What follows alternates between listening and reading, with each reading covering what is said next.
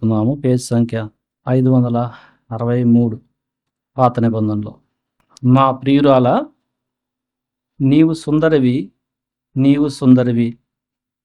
నా ప్రియుడా, నీవు సుందరుడవు, అతి మనోహరుడవు. మనం ఈరోజు ప్రభువుని ప్రియుడు అని ఆరాధన చేద్దాము. 7వ వచనంలో అయితే ప్రాణప్రియుడు, పరమగీతం 1వ అధ్యాయం 7వ వచనంలో. ఈ భూమి మీద ఉన్న రిలేషన్స్ అన్నిట్లో కూడా అత్యంత దగ్గరగా ఉండే రిలేషన్ ఏంటంటే అది భార్య భర్తలు, ప్రియుడు ప్రియురాలు.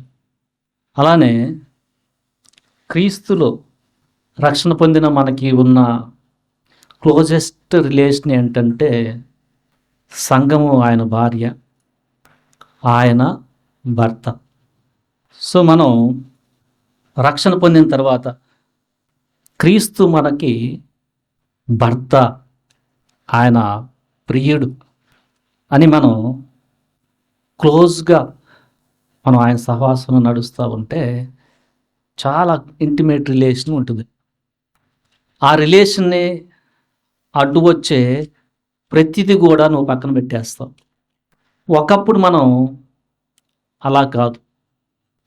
రోమిలికి రాసిన పత్రిక 9వ అధ్యాయము 25లో ఆ ప్రకారము నా ప్రజలు కాని వారికి నా ప్రజలనియు, ప్రియురాలు కాని దానిని ప్రియురాలనియు పేరు పెట్టుదును. ఒకప్పుడు మనము క్రీస్తుకి ప్రియురాలం కాదు. మనం ఇజ్రాయెల్ జనాంగంలో పుట్టలేదు, మనము అన్యజనులు. అయినా కానీ దేవుడు క్రీస్తులో మనల్ని ఏమని పిలుస్తున్నాడంటే ప్రియురాలు, అంటే బిలౌడ్, అంటే ఆయనకి చాలా ఇష్టము. మనం పరమగీతంలో 5వ వచనంలో 1వ అధ్యాయం 5వ వచనంలో యెరూషలేము కుమార్తెలారా, నేను నల్లని దాననైనను సౌందర్యవంతురాలను.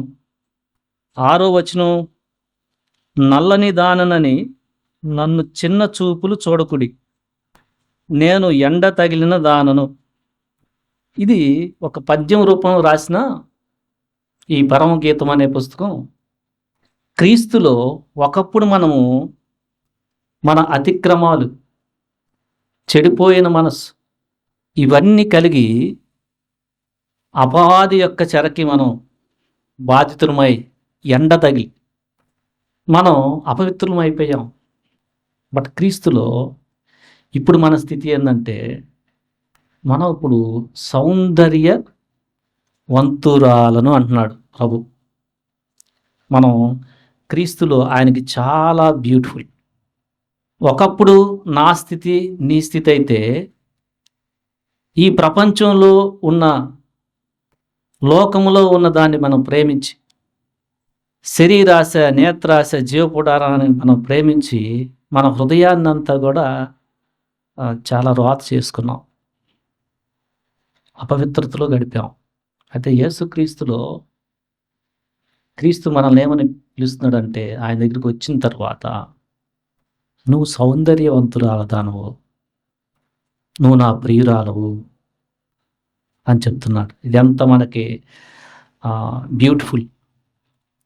గత జీవితాన్ని అంతా కూడా మనం పక్కన పెట్టేసి మనకు ఇప్పుడున్న ప్రజెంట్ స్టేటస్, క్రీస్తు వచ్చినప్పుడు మనకున్న స్టేటస్ ఏంటంటే ఆయన పెండ్లి కుమారుడు, మనం కన్యకలం. సో దీన్ని బట్టి మనము స్తుతించాలి. ఇక్కడ 2వ అధ్యాయంలో బలు రక్కసి 2వ వచనం, బలు రక్కసి చెట్లలో వల్లి పద్మము కనబడినట్లు స్త్రీలలో నా ప్రియురాలు కనబడుచున్నది. అంటే చాలా బ్యూటిఫుల్గా. బలు రక్కసి చెట్లు అంటే ముళ్ళ చెట్లు, వాటన్నిటి మధ్యలో కూడా ఒక అందమైన వల్లి పద్మంలాగా ప్రభు మనల్ని చూస్తున్నాడు.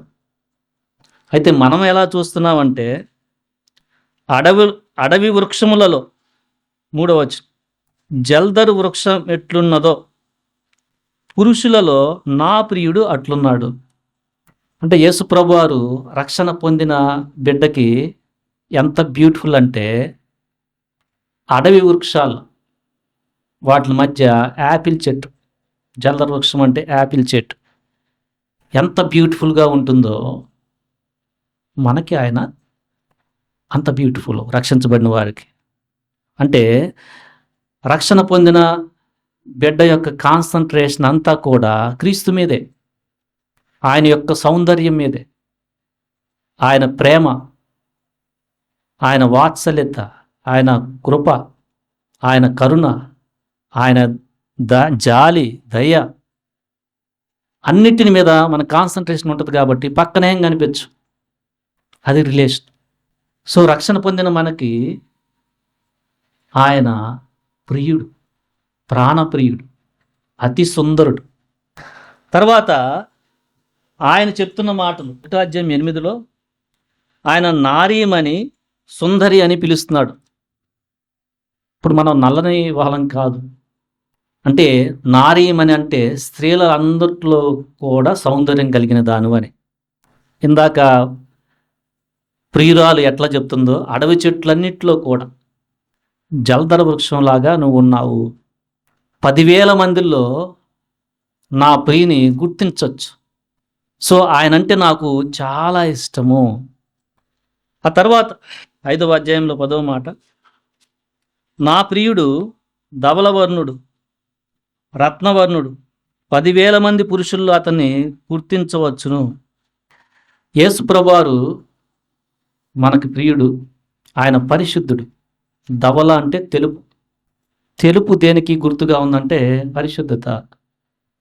ఆయన పాపము లేనివాడు, పాపము లేకుండా జన్మించాడు, పాపము లేకుండా జీవించాడు.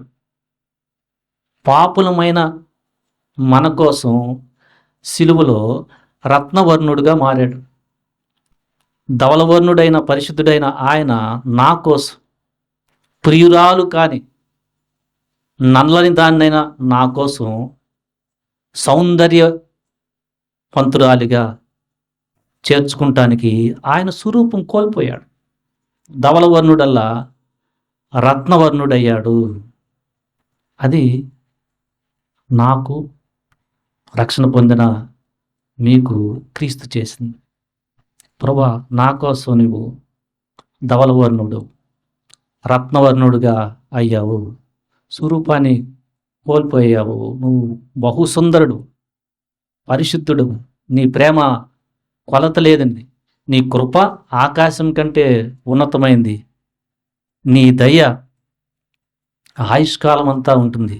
నువ్వు అతి సుందరుడు, అపవిత్రులైన నన్ను, అపవిత్రులైన నన్ను, నల్లని దాన్నైన నన్ను సుందరవతిగా చేసుకుంటానికి నువ్వు ధవలవర్ణుడు అయిన నువ్వు నీ పరిశుద్ధమైన రక్తాన్ని కార్చి రత్నవర్ణుడిగా మారావు. నా కోసం నీ పరిశుద్ధమైన రక్తాన్ని కార్చావు, నీ రక్తంతో నన్ను ప్రియురాలుగా కొన్నావు. అంతేకాదు, మనం 1వ అధ్యాయం 12వ వచనంలో చూస్తే రాజు, ఆయన మనకు ఒక రాజు, ఆయన రాజులకు రాజు. ఆ రాజు మనల్ని రాజుగా, యాజకునిగా చేసుకొని రేపు ఆయన వచ్చినప్పుడు మధ్యాకాశములో పెండ్లి విందులో మనకి పాల్పిస్తున్నాడు. రాజు విందునకు కూర్చుని ఉండగా నా పరిమళ తైలపు వాసన వ్యాపించెను. క్రీస్తులో మనం నీతిగా, న్యాయముగా, పరిశుద్ధముగా, ప్రేమతో, దయతో, జాలితో, మంచితనముతో, ఆత్మఫలాలన్నింటిలో ఎదుగుతూ ఉంటే రేపు మన యొక్క పరిమళ సువాసన ఎలా ఉంటుందంటే, ఇక్కడ మనం చదివాం, రాజు విందుకు కూర్చుని ఉండగా నా పరిమళ తైలపు సువాసన వ్యాపించను. ప్రకటన గ్రంథము 19వ అధ్యాయంలో 6-7 వచనాలు, 6-8 చదివితే, అప్పుడు గొప్ప జనసమూహపు శబ్దమును విస్తారమైన జలముల శబ్దమును, బలమైన ఉరుముల శబ్దమును పోలిన ఒక స్వరము, సర్వాధికారియు ప్రభువునగు మన దేవుడు ఏలుచున్నాడు, ఆయనను స్తుతించుడి, గొర్రె పిల్ల వివాహోత్సవ సమయం వచ్చినది, ఆయన భార్య తన్ను తాను సిద్ధపరుచుకున్నది గనుక మనము సంతోషపడి ఉత్సాహించి ఆయనను మహిమపరచెదమని చెప్పగా వింటిని. మరియు ఆమె ధరించుకొనుటకు ప్రకాశములను నిర్మలములైన సన్నపు నారబట్టలు ఆమెకియ్యబడెను, అవి పరిశుద్ధుల నీతి క్రియలు. నువ్వు ఎంత నీతిగా నడిస్తే ప్రభువుని బట్టి, స్వనీతిని పక్కన పెట్టి, శత్రువును ప్రేమించటంలో ఓర్పు చూపుటలో, పరిశుద్ధమైన జీవితాన్ని, మృదుత్వంలో ఎంత ఎదుగుతావో ప్రకాశమైన వస్త్రంగా కనిపిస్తుంది అక్కడ. సువాసన, నీ యొక్క ప్రవర్తన ప్రభుకి ఎలా ఉంటుందంటే చాలా వాసన, బ్యూటిఫుల్. అది మన యొక్క ధన్యత. సో యేసుప్రభువారు నల్లని దాననైనా, నల్లని వాడినైనా నన్ను, పాపముతో మురికితో పడి ఉన్న మనల్ని, ధవలవర్ణుడైన ఆయన శిలువలో ప్రాణం పెట్టి రత్నవర్ణుడిగా మారి, ఆయన మరణించి సమాధి చేయబడి 3వ దినాన తిరిగి లేచి మనల్ని ఇప్పుడు ప్రియురాలుగా చేర్చుకున్నాడు. ప్రాణసుందరి అంటున్నాడు, ప్రాణేశ్వరి అంటున్నాడు.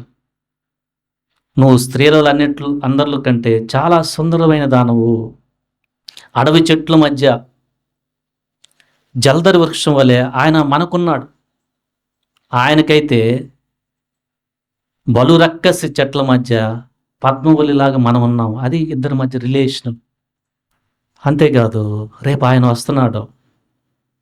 వచ్చినప్పుడు మనం బుద్ధి కన్నికలుగా ఉంటే, మళ్ళా ఈ లోకంలో ఒకప్పుడు ఎండను బట్టి నల్లగా మారిన ఆ చెడును మళ్ళా పూసుకోకుండా, లోకాశ, శరీరాశ, జీవోత్పడంబరం అందులో పడి మళ్ళా అపవిత్రతలోకి వెళ్ళకుండా జాగ్రత్త పడితే ఆత్మఫలాలైన ప్రేమ, సంతోషము, సమాధానము, దీర్ఘశాంతము, దయాలుత్వము, విశ్వాసము, మంచితనము, వీటిలో మనం ఎదుగుతూ ఉంటే మనం ఎలా ఉంటామంటే రేపు ఆయన ప్రేమ విందులో నువ్వు చివరి దాకా విశ్వాసాన్ని కాపాడుకున్నావు, దాన్ని కూడా ఒక రాజ్యం ఇస్తున్నాను, ఈ విందుశాలలో నువ్వు పాల్గొను, నీ సువాసన చాలా చాలా బ్యూటిఫుల్గా ఉంది నాకు. ఇది మన యొక్క ధన్యత. సో రక్షణ లేని వారు జ్ఞాపకం చేసుకోండి, పరమగీతంలో ఒకచోట ఆయన తలుపు తడతా ఉన్నాడు. 5వ అధ్యాయము 2వ వచనంలో, నాకు తలుపు తీయమనుచు నా ప్రియుడు వాకిలి తట్టుచున్నాడు. ఆయన తల 2వ వచనంలో కొంత ముందుకెళ్తే మంచుకు తడిసి, ఆయన వెంట్రుకలు రాత్రి కురియు చినుకులకు తడిసి, ఆయన నీ తలుపు తడతా ఉన్నాడు, రమ్మంటున్నాడు. జాగ్రత్త పడాలి, చాలా జాగ్రత్త పడాలి మనం. ఇక్కడైతే లేట్ అయింది. 5వ వచనంలో, నా ప్రియునికి తలుపు తీయ లేచి తిని, నా చేతుల నుండి నా వేల నుండి జటామాంస గడియల మీద స్రవించెను, నా ప్రియునికి నేను తలుపు తీయునంతలో అతడు వెళ్ళిపోయినను. ఆ పరిస్థితి తెచ్చుకోవద్దు. నీ హృదయం అనే తలుపు ఆయన తడతా ఉన్నావు. ఆయన నిన్ను నువ్వు ఎరిగినా ఎరకపోయినా స్వరములో చేసుకున్నాడు. ప్రస్తుతం నీకు తెలియలా, కానీ ఆయన తలుపు తడతా ఉన్నాడు. నిన్ను కూడా ప్రియురాలు కానీ నిన్ను ప్రియురాలు చేసుకుంటానికి. ఆయన సిలువలో గాయపడిన హస్తం చేత నిన్ను పిలుస్తూ ఉన్నాడు. నీ హృదయం అనే తలుపు తడతా ఉన్నాడు. నీవు తీస్తే ప్రకటన గ్రంథంలో 3వ అధ్యాయం 20లో చదువుకున్నట్లుగా మనం ఒకసారి ఆ మాట చూసుకుందాం. ప్రకటన గ్రంథము 3వ అధ్యాయము 20వ వచనంలో, ఇదిగో నేను తలుపు వద్ద నిలుచుని తట్టుచున్నాను. ఎవడైనను నా స్వరం విని తలుపు తీసిన ఎడల నేను అతని యొద్దకు వచ్చి అతనితో నేనును, నాతో కూడా అతడు భోజనం చేయను. ఆ పెండ్లి విందులో నువ్వు కూడా పాల్గొంటావు. జాగ్రత్త పడు. ఇది మిస్ అయ్యావా, నీకు ధవల సింహాసనం తీర్పు ఉంది. నీకు పాప క్షమాపణ లేకపోతే నీకు నిరంతరం కూడా అగ్ని గంధకాలతో మండపడే ఆ ప్లేస్లో వేదన ఉంది. దాన్ని తప్పించుకోవాలంటే ప్రభువు వాన్లో తడుస్తూ, నీ ప్రియుడు మంచుకు తడుస్తూ నిన్ను పిలుస్తూ ఉన్నాడు. తలుపు తీయి, తలుపు తీయి. మిగతా వాటిలో బిజీ అవ్వద్దు. ఏ విషయంలో కూడా సాకులు చెప్పొద్దు. నేను బిజీగా ఉన్నానని నువ్వు వెంటనే ప్రభువుని నీ హృదయంలోకి ఆహ్వానిస్తే నిన్ను కూడా ఆయన ప్రియురాలుగా చేర్చుకొని రేపు ఆయన వచ్చినప్పుడు ఆ పెండ్లి విందులో ఆయనతో పాటు భోజనం చేస్తావు. రక్షించబడిన మనమైతే ఈరోజు మనం ప్రభువుని చాలా క్లోజెస్ట్ రిలేషన్, ప్రాణప్రియుడు, అతి సుందరుడు. దేన్ని బట్టి ఆయన అతి సుందరుడు?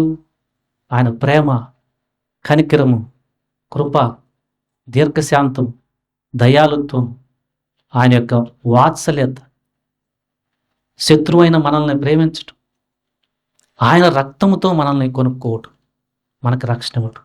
ఆయన మనకి చాలా బ్యూటిఫుల్. ఎందుకంటే మనమైతే నల్లని దానం, అపవిత్రులు. లోకములో శరీరాశ, నేత్రాశ, జీవపడవంలో వెళ్ళి మనం అపవిత్రం, ఎండ తగిలి నల్లగా అయిపోయాం. అయినా ఆయన విడిచిపెట్టలా. నువ్వు నల్లని దానివైనా సౌందర్యవంతురాలవు. నువ్వు బలురక్కసి చెట్లలో నాకు పద్మవల్లిలాగా ఉన్నావు. రేపు యేసుప్రభు వారు వచ్చినప్పుడు తండ్రి ఎదుట మనల్ని ఎలా నిలబెడతాడంటే పరిశుద్ధులుగా, నిర్దోషులుగా, నిరపరాధులుగా, ఏమి పాపం లేని వారు అన్నట్టుగా తండ్రి అయిన దేవుడు క్రీస్తులు మనల్ని చూస్తున్నాడు. What a beautiful. రేపు ఆయన వచ్చినప్పుడు ఆయన ప్రేమ ఇందులో ఆయన ఎలా చూస్తుందంటే చాలా సువాసనగా ఉన్నాయి. నీతి క్రియలు. నువ్వు భూమి మీద విశ్వాసాన్ని నా కోసం కాపాడుకున్నావు. ఇది మన యొక్క ధన్యత. దేవుడి మాటలు దీవించునుగాక. ఆమేన్.